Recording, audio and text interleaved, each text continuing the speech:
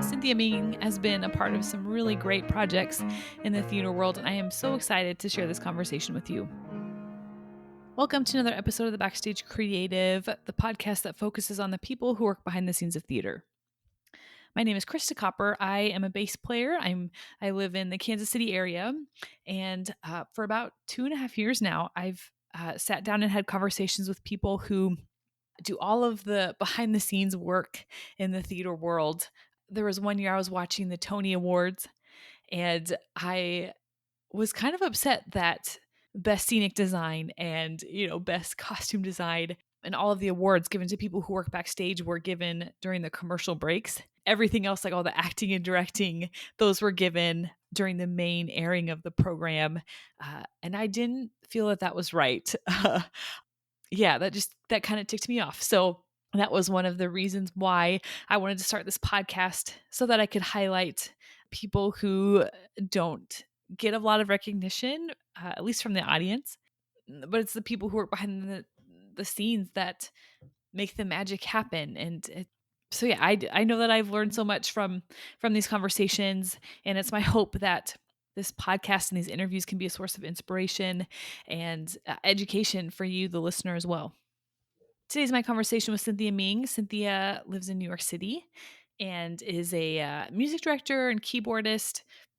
Cynthia has fulfilled a lot of different roles in the music side of productions, like being a music assistant, like I said, music directing, playing the keyboard. So the perspective that Cynthia gives is wide reaching. As you'll hear in the interview, Cynthia worked for a time as an engineer, and I love to talk to people who have done other things in the world besides just doing theater. The skills that we learn through being an engineer or studying, getting a psychology degree, or being involved in another field adds so much to what we bring to the table when we work on a production.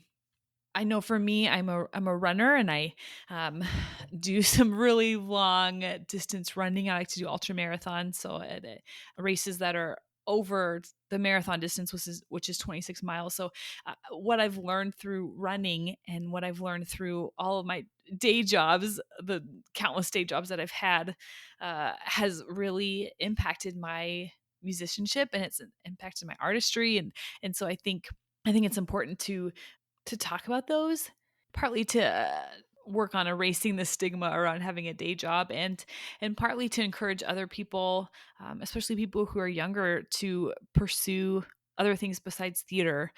You need that. You need more life experience. You need hobbies. You need, even crappy day jobs can help in your artistic career. And so, yeah, I love that Cynthia was very open about that and talking about how being an engineer has impacted what they do. But yeah, Cynthia describes it much better than me. So let's get to the conversation that I had with Cynthia Ming.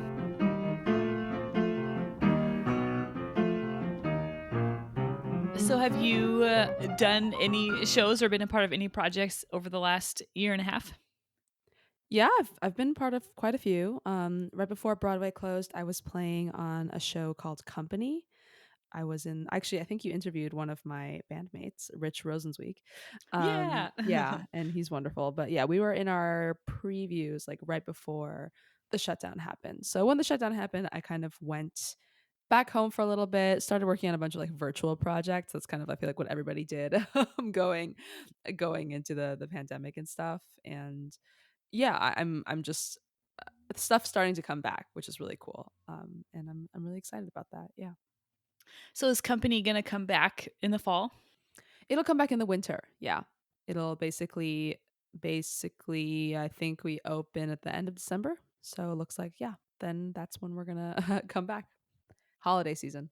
Yeah, nice. So I would love to hear about your background, where you're from, where you went to school, if you went to school, how you got into theater and music, and maybe some like highlights that have led you to where you are today.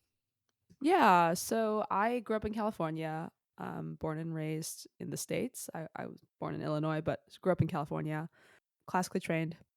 tale as old as time, basically.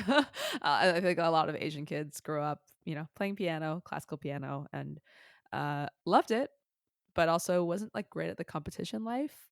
That wasn't my scene. I was not good at it, and I would like be really, really kind of scared every time I went onto stage to perform.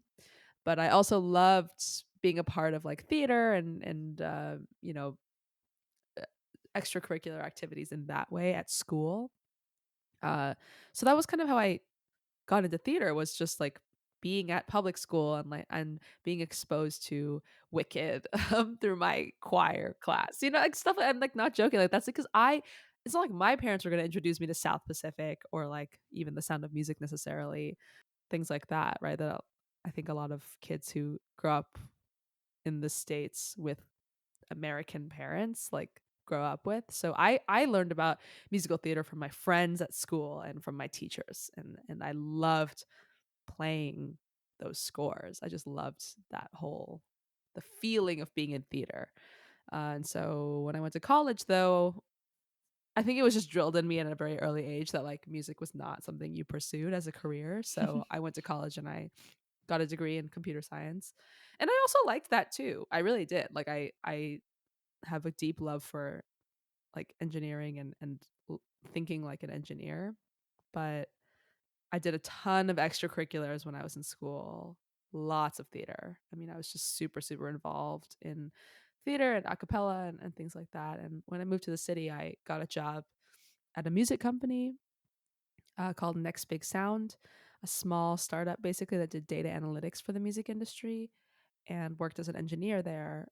But also that got me to New York. And so I was able to kind of gig on the side, work my way up, so to speak. And then at some point a couple of years ago, I was like, cool, I think I got enough going for me that I can go freelance. I can like quit my job and like actually do the full-time freelancer thing. And I did. And then the pandemic hit, which was unfortunate. But I was doing a lot of stuff before then, and I continue to do stuff now. So I feel hopeful about the future in that sense. But yeah, that's kind of how I got got here in the first place. Nice. How do you think your computer science background has helped you as a music director and as a keyboardist? I think like that's actually a funny question because a lot of people, whenever I tell them that, they're like, "Oh, like that's so different." Two different parts of your brain, and I'm like, I actually really don't think it's different at all. Like it's because music is math, right? Subdivisions and like counting and things like that, and then of course there's an artistic aspect to it, but there's also really artistic aspect to programming and like design, right? Like not even just graphic design, but designing a system. And like I think there's a lot of overlap there, and in some ways being able to think logically and think about like just cause and effect and what making one choice will like how that choice will affect things down the line. That kind of analytical thinking is really, really helpful in a musical setting too, because we're in the business not just of writing songs, right? I'm not really like a songwriter. I do that a little bit, but my my trade is that I'm like a music director. So that's a very execution role. My job is to execute on the vision of a show and make it all happen is a huge part. So it's very organizational, it's very people managing, and it's also artistic. And I think that having that background in another industry, but knowing how to think analytically is really, really helpful. And all the best music directors that I know are A, empathetic, and B, really, really smart. So, like, and when I say smart, I just mean like that they are able to parse out situations and like social situations and also just like business situations Mhm. in such a way that they're like very organized and able to um, go from point A to point B smoothly. So that's a very roundabout way of saying I think that it's helped me in some ways that are hard to see on the surface, but involve the same level of thinking. Mhm. I love to hear from people who don't have like a music degree or didn't go to school for music or Sure. were really interested, had a whole other career and then switched to music later. I think there's so many skills needed to be not only in music but also in theater. And so I it's cool to see how different skills, that you learn in psychology or as an engineer, how those can be applied into a life in the arts. Yeah, absolutely. Mm-hmm. So you've been a part of some really cool shows. I was just looking at your resume before we got on, like Mean Girls, Frozen, Hadestown. What have been? Do you have any like favorite memories from working on some of these pretty well known and successful shows? I think like with Hadestown specifically, like that was a really dream show, dream moment. I continue to work on the music team for them, so it's just a wonderful group of people that I really like to work with. But with Hadestown specifically, that was like somewhat removed from after I quit my job. Like I was like making that transition, and then I landed the music assistant role there. And I remember like being in tech and just watching them on the stage, and then listening to voice memos and having to transcribe them, which is like generally pretty, how do I put this? It's just work that like no one necessarily wants to do, so it's tasked to the music assistant, which is great. And like but I remember thinking like, this is crazy. Like this is a life that I never thought I would have, because for so long I grew up in a sort of environment where that was not encouraged. And like that's not my parents' fault. They were looking out for me. They came from environments where they had to make money and they couldn't take risks, right? Being an artist means you take a risk, especially when it comes to money. I am privileged enough to now get to do that, to like get to take that risk and see how it goes. Um but I remember thinking like, this is crazy. Like I, as a kid, I would have like basically, you know, been so amazed to hear that I'm doing this, that this thing that I thought was cool in middle school with like, playing piano and like singing along to Wicked is now like part of my actual job, and I love it.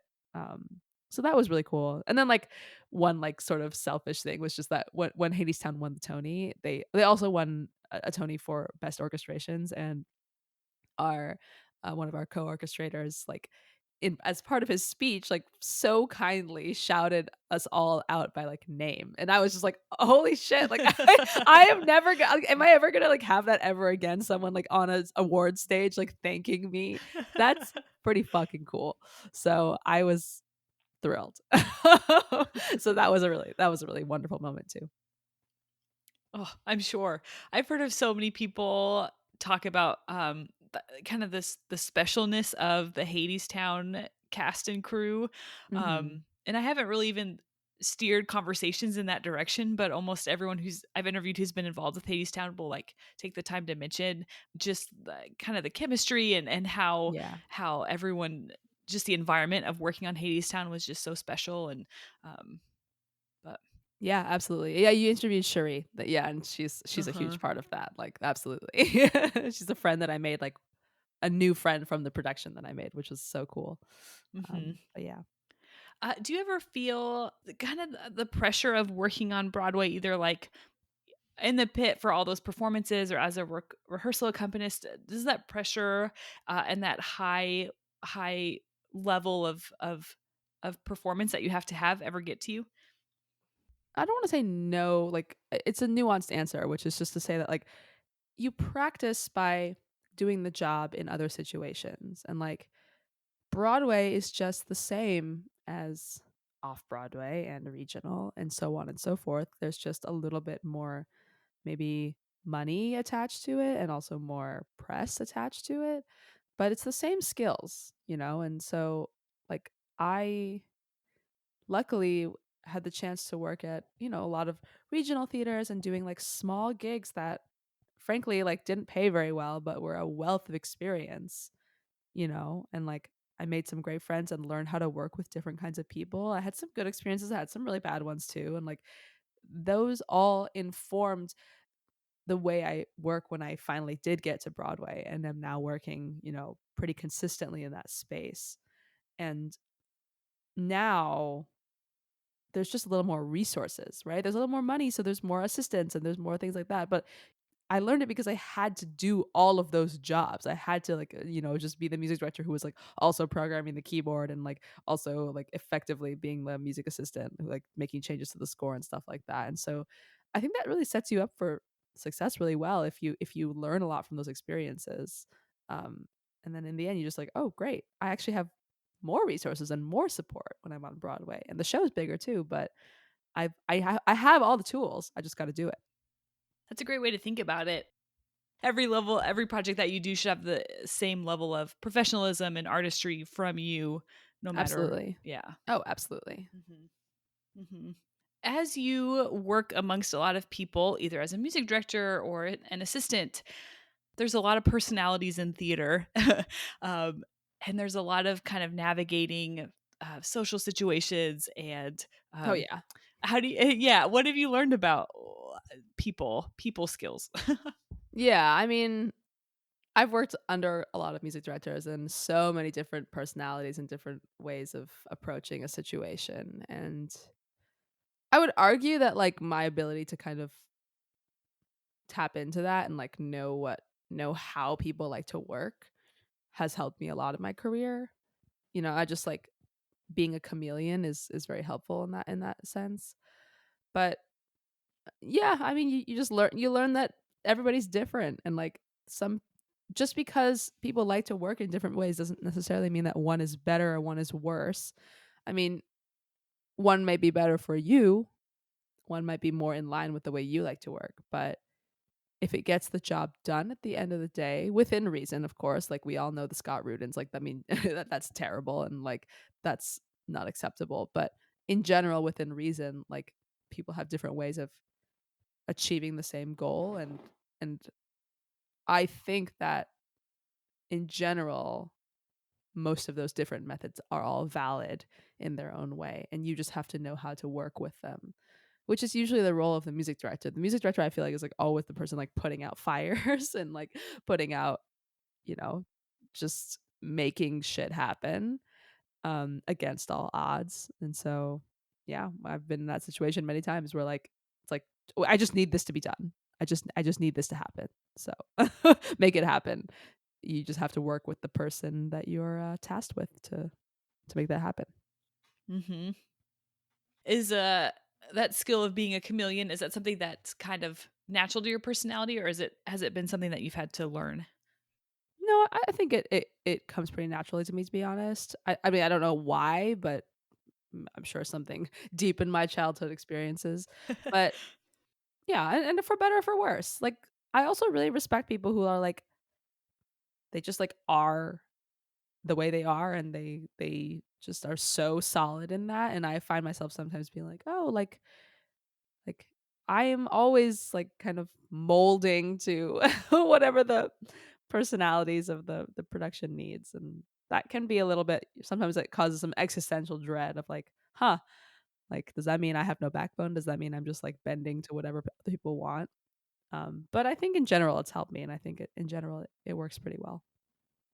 That can be a tricky balance. I think that a lot about designers, because they have to work so collaboratively with each other, and Hmm. just that balance of bringing your ideas to the table, but then also shaping those ideas based around everyone else's ideas. Like it's an interesting dance. Yeah, absolutely. Yeah, the same thing happens with the pit too. Like, I mean, as a bass player, I'm constantly shaping my playing based on what drummer I'm with, and Oh yeah, I mean you need to. Yeah, yeah. that definitely. I mean the pit is like a whole other thing. It's like, yeah, how you can be a good individual player and have your own style, but like when you all play together, it's got to achieve the same goal, and you got to find your place in that. And that's a huge, absolutely. That's a big topic there.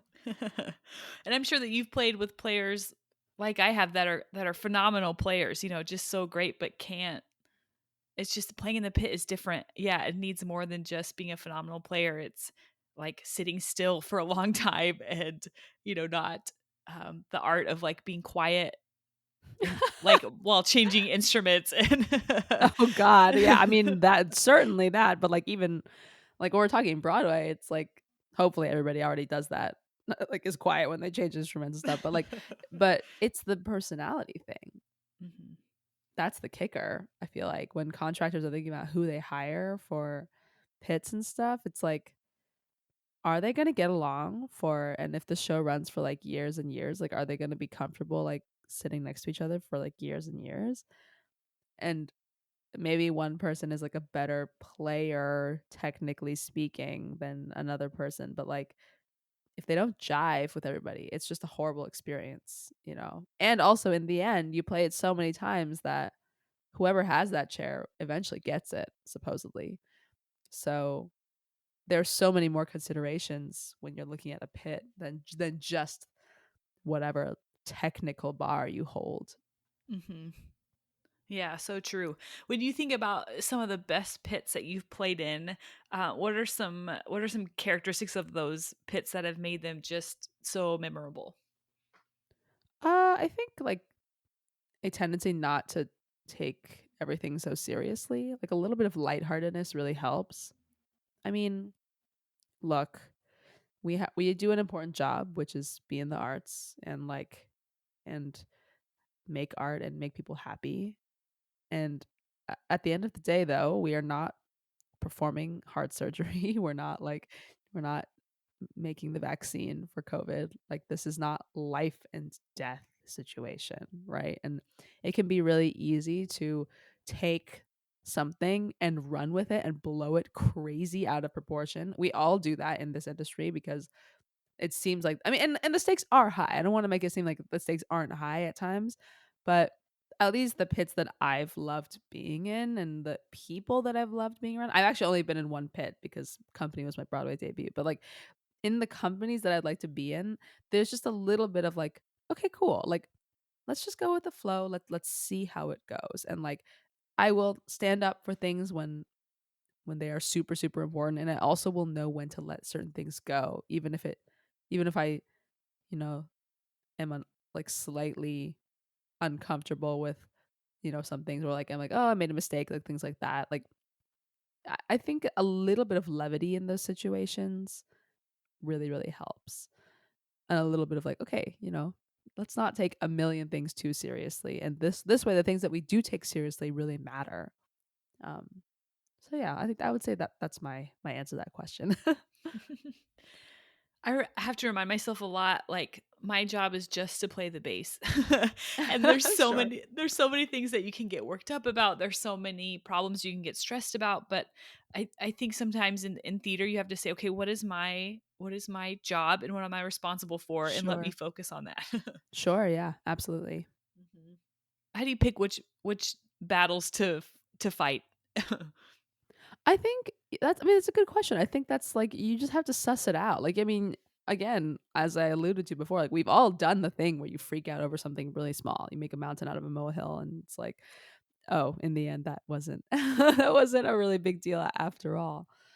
I don't know. It's also depends on the people that you work with, right? You see what's important to them. You try to suss out like what's most important to the people working around you. Um, and learn when someone feels really passionately about something. And if someone does feel very passionately about something, it's worth hearing out, right? From my end, when I think about what matters to me, I always just I try to learn. I guess I try to like learn from the past, right? You look back and you say, okay, what ended up making a huge difference and what didn't really end up making a huge difference, and going forward, how can I use that knowledge to inform the decisions I'll make going forward? I think that's the best you can do, right? You just have to evaluate and make a guess, and see how that goes. And if it doesn't go well, then you try something else later. But yeah, Mhm. Mhm. Yeah, that's very smart. I guess. I don't know. Who knows? I'm sure there's like whoever was listening to this podcast later is like, oh, that's not at all how I would do it. But that's how I would do it. Yeah.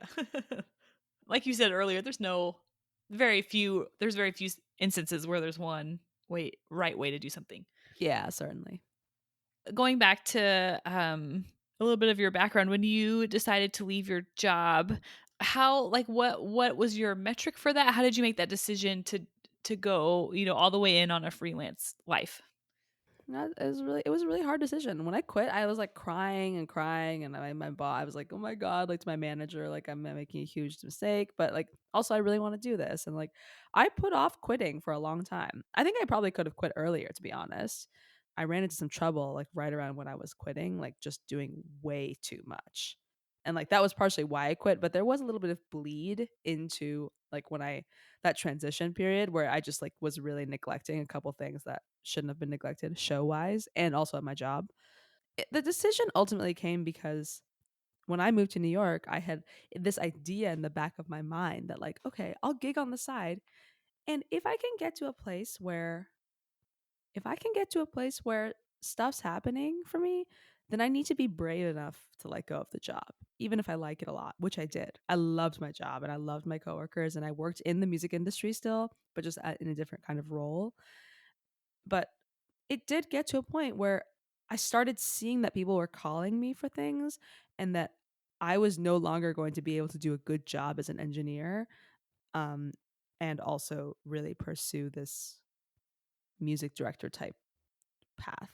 It's very different if you're just a pit musician. If you just play in pits and you're a sideman and you're an instrumentalist or like a keyboardist, as opposed to being a music director, you can actually, if you're doing the pit thing, you can really get away with like being a full-time engineer and also freelancing. Like as a musician, it's really like they're very conducive to it. Tech jobs are very very very flexible. You can work remotely, like you can go on the road basically and like have hold down a full-time job and then also play shows at night. But the problem with being a music director, as I discovered, is that you a whole part of your job is, to develop shows and be there from the beginning, be there from the reading and do the reading and then do the workshop and then go out of town and run all the rehearsals, which all rehearse during the day. And so it was getting to a point where like I just couldn't do it anymore and without really seriously neglecting one of those things. And then I was just like, all right, I got to do it. It was already time for me to switch jobs when I was at Pandora, which was where I was working before. Like I had been there for 3 years and I was like, okay, I should find a new job regardless. And so it seemed like a good transition point. But I was still really anxious about it. It was really hard to let go of stability and like to let go of having a salary and benefits and go right into constant 1099s and constantly trying to find the next thing and next thing.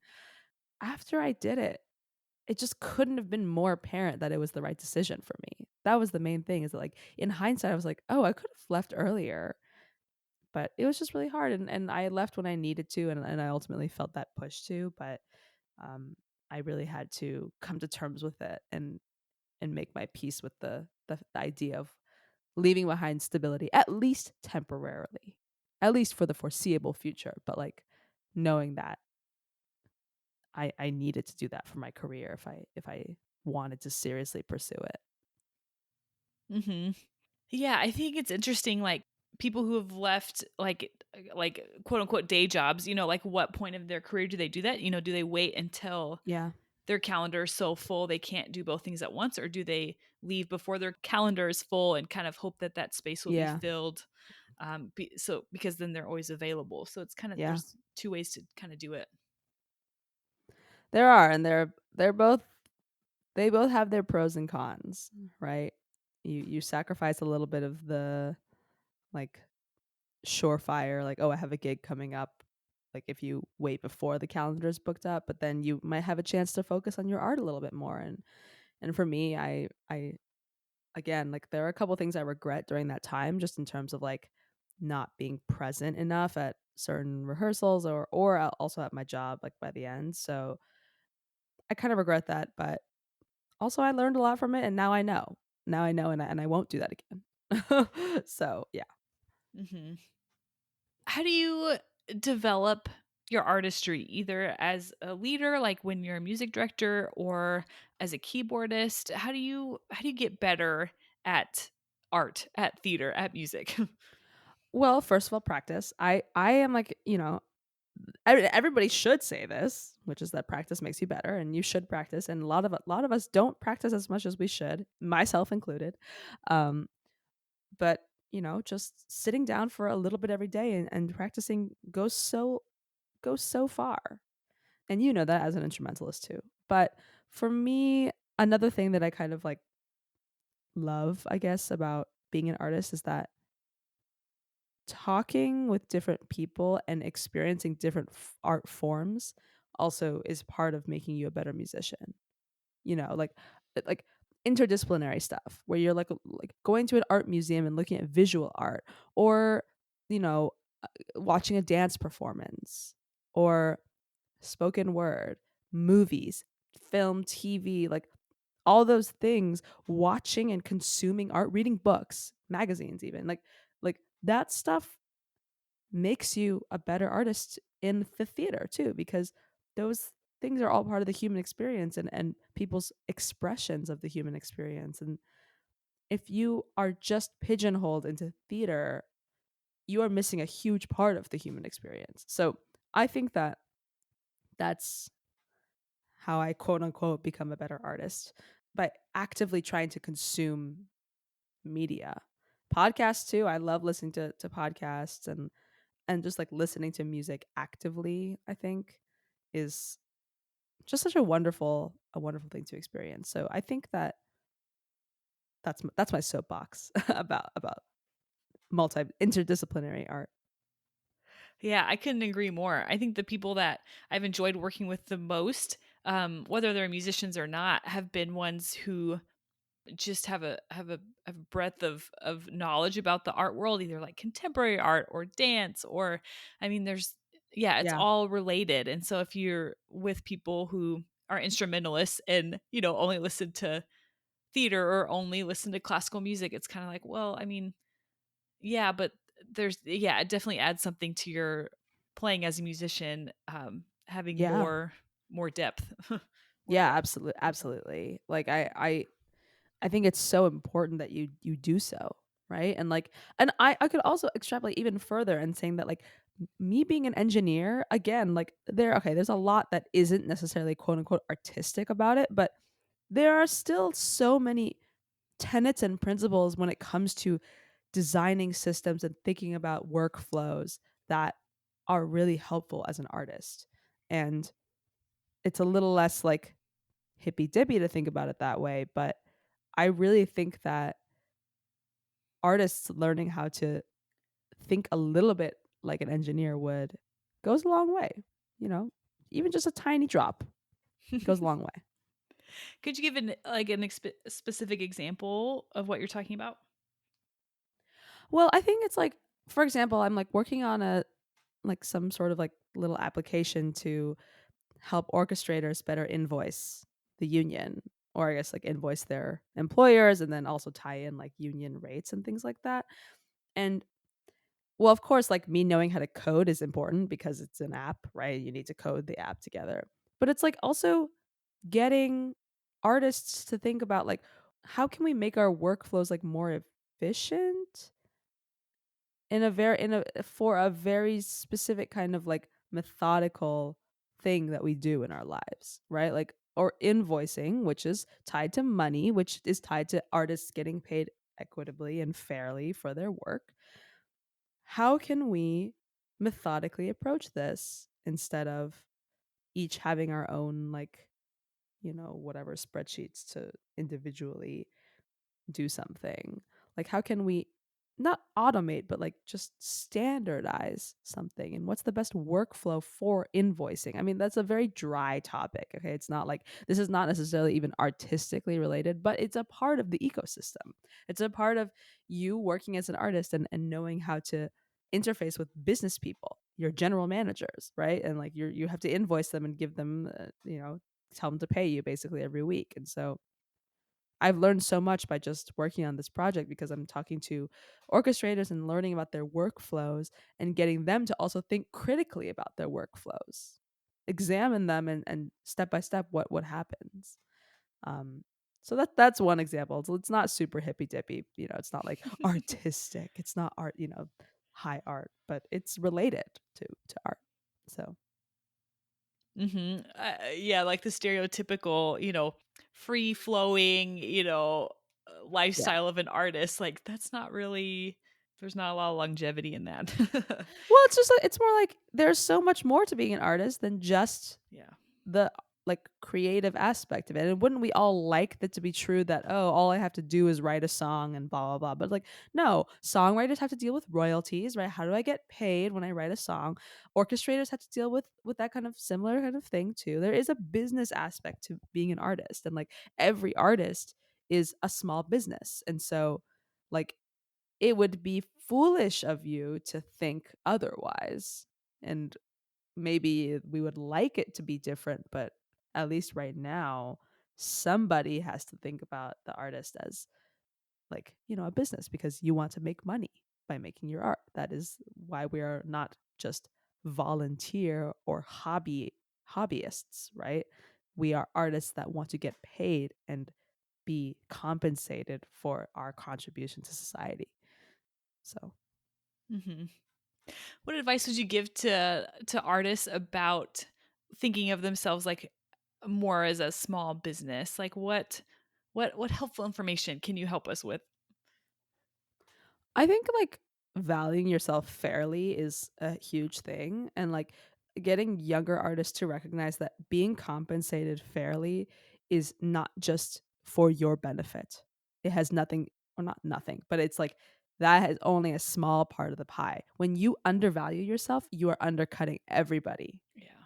right? Like Mm-hmm. that's what happens when the non-union stuff starts popping up, and then it starts happening that way. And that's the hurt that happens when you as an artist undervalue yourself. Now there is of course this idea that you have to work your way up, and you do have to accept some like lower paying work, especially in the early stages of your career, and sometimes also in the later stages of your career. Like we've all done that, but you have to recognize when it's important to stand up for yourself and what you're worth, and I always like urge people, like I'm like, always negotiate. That was something that somehow someone told me that, like maybe back in college, and I carried that into like getting a tech job. I carried that into being an artist, and have been met with surprise by some of my peers when I tell them that like I always ask for more. Okay, unless it's like truly like crazy, where like it would be ridiculous to ask for more, but like in most situations I will ask for a little bit more. I don't know, I think that that's what businesses come at you thinking, that you will do that, and like you as a person should negotiate for something that's fair, and negotiate for something that you are worth, because you're inevitably going to put a lot of hours into something, and you're going to be wanting to be compensated fairly for that. So it's a combination of a knowing that undercutting yourself is hurtful to not just you but like the whole community, and b valuing yourself for work that you are good at. So yeah, two pronged. Yeah, yeah, very well said. What have you found to be successful when you're negotiating? A, just being comfortable doing it, right? Just like break down the hours, and then like be like, okay, this is what it kind of boils down to hourly, or maybe like daily or monthly. I don't know, like however the cadence of payment is, and then like saying like, okay, do I think I'm gonna be working really really hard, and like and how much of my life is being affected by taking this job? Am I going out of town? Am I staying here? Am I getting stuff provided for me? Like whatever, so on and so forth. Am I getting benefits? Am I not? Um, really thinking critically about that, and then yeah, I mean, some I've done a thing where honestly I just like ask for like a tiny bit more. I'll just like ask for like like a 5% more, and like just see where that goes, right? But the worst thing that can happen, okay, ostensibly the worst thing that can happen is that they just say no, and they still offer you the job. Like they're not going to take the job away from you just because you ask for more money, or at least they shouldn't. And if they do that, then they're not worth working for in the first place. But I think we have to get over the fear of asking for more. That's a woman thing, that's a musician thing. But in all industries, like we just have to get over the fear of asking for more. And also, like talk to other people. Be like, "Oh, like what were you paid when you did this kind of thing? Is this commensurate? Did you feel it was worth it? Did you end up doing a ton and like felt undervalued?" Like being transparent about pay is also a good thing. So, Yeah, I would love to see the culture change around talking about money sure. a little bit. Yeah, I think that's hard to ask a friend how much you got paid, but that would help in the long run if we were all more open about what we were being compensated with. Yeah. So when you moved to New York City, did you have any connection? Did you go to school there, or how did you kind of get into the New York City network? No, I didn't go to school there, but I was very lucky that like I went to school in Boston, so like that is pretty much like that's New York is just like the next biggest place besides I guess Boston and San Francisco that people go afterwards. Um, so I had a lot of friends in the city. I basically moved to the city with like a network of already like built-in friendships.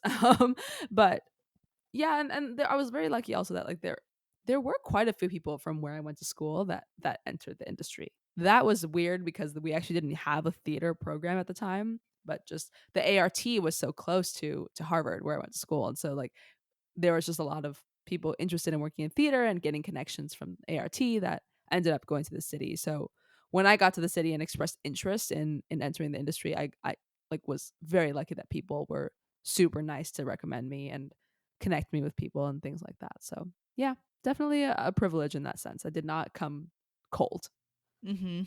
Have you learned anything about building a network, or reaching out to people, expressing interest about certain jobs, or meeting up with other people that you want to get connected with? Yeah, I mean, I think everybody has different opinions about this, and the cold calling thing, that is a thing. I've done it. I've certainly done it like quite a lot, especially early on in my career. And like I always try to remain like pretty sympathetic about like, or I guess empathetic to when people do that to me, because I'm like, yeah, that's like it's such a nice thing to be able to be asked, to go to coffee and just talk a little bit about your career. That's great. Um, I think just the main thing is to like maybe not be like entitled about it, right? It's not just I asked you to coffee and things like that, and the next thing is that you're gonna ask me to sub for you or something like that, right? You come with the expectation of trying to get to know people, and also not just networking with people above your tier, but also like just at your tier in terms of career. I took this from a woman named Geraldine, who's also a music director, and I really loved it when she said it. It's like, yeah, networking is not just about going up; it's horizontal too, right? You want to just know your peers and who's working in the industry, and eventually you hopefully will all rise together, which is the goal. Go to salons, go to concerts, like try to make friends that way, not just in the hopes of being able to climb up the career ladder. That's good. I've never heard anyone talk about like networking horizontally. I like that. Yeah, I think I mean I hate the word networking, honestly. Like it's like so it's just such a buzzword, and it Uh-huh. has so many connotations. But just like, oh, like making friends is in a way networking. I hate that that's true, but it is. Um so yeah. Mm-hmm. So the last question I like to ask people is what are you excited about right now? Oh, what am I excited about right now? I'm excited that there seems to be a really big push in the industry for more equity and Yes. inclusion Mm-hmm. in pits and on music teams, and I think that there are some really exciting initiatives to get that done. So my hope is that we can keep moving forward in that direction in a very concrete manner and in a way that isn't just about like tokenism either, and not just about okay, we got to fill these diversity spots, but actually just opening the pipeline a little bit more and getting to know more people. So I'm excited by that. I'm excited by a couple like shows that I have high hopes for. I'll just shout one of them out. It's called Lempicka. It's an amazing, beautiful show that I think is going to La Jolla eventually. I think it was supposed to be at La Jolla like over the summer, but obviously the pandemic happened. But either way, love that team. Very high hopes for the show. And I think the composer and the music team are just all fabulous. So that's what I'm excited for, artistic wise. But also so much good stuff coming to stage and in development. It's a little overwhelming, I would say, just because everything's coming back at once. And so I feel like there's going to be a lot of like clawing for slots and things like that. It's going to be kind of weird, but hopefully that means the arts industry will be thriving and lush going forward. What are some of those initiatives that you mentioned? I I'm part of a group called Muse, which is Musicians United for Social Equity. founded by Mary Mitchell Campbell, and that's a really big push for diversity and inclusion in music teams. A group called Tutti, which was founded by Tomoko Akaboshi, which is also focused in a similar manner to like pits and things like that, opening up the pipeline there. And I just think that there's a lot of like good individual actions being taken, people be holding themselves accountable. I hope there's a lot of Instagram posts too, and we'll see where the chips fall in terms of like people actually executing on those actions. But I am hopeful that there will be real change coming forth. I also love the work of the Broadway Advocacy Coalition, so hopefully we see more from them too. But otherwise, yeah, lots of cool stuff. The music for the Backstage Creative was improvised and performed by Ian Leroy, and the logo was designed by Carly Wagner.